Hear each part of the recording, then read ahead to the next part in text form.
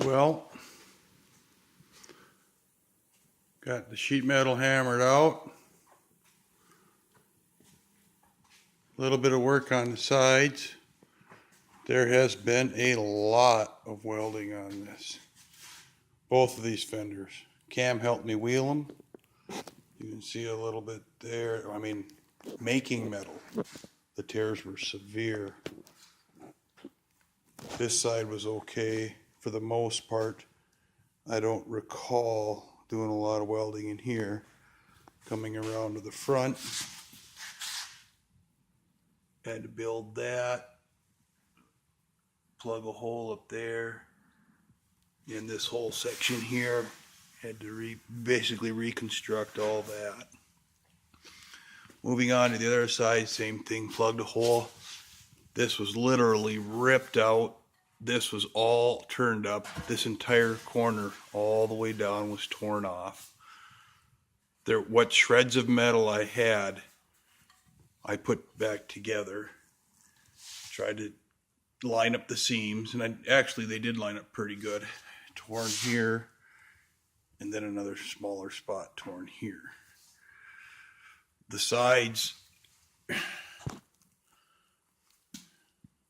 lip came out pretty good.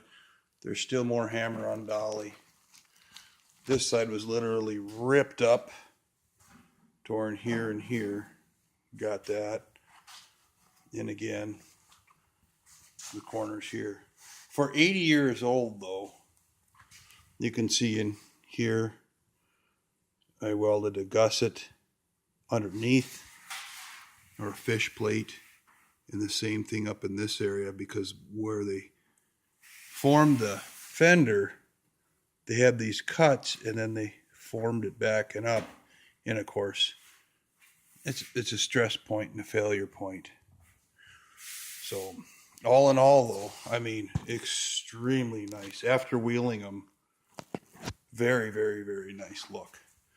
Radiator support, of course, these were just smashed in.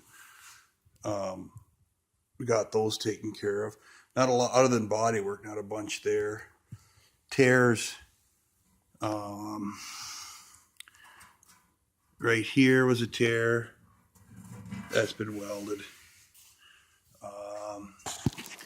Both sides, of course, the same spot, opposite side. Tear here.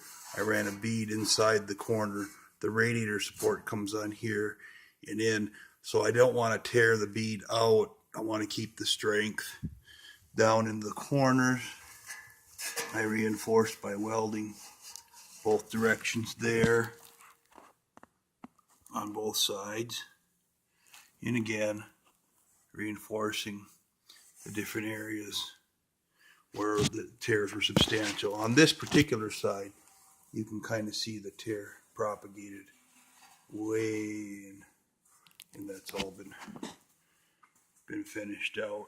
You can see a little bit of burn. A rubber seal goes over this, and again, where I can maintain some bead, I'm going to leave it, because there are other components that are hiding it, and I'd prefer the strength over the knowledge that, you know, I didn't grind it down to look like it was raw. But other than that,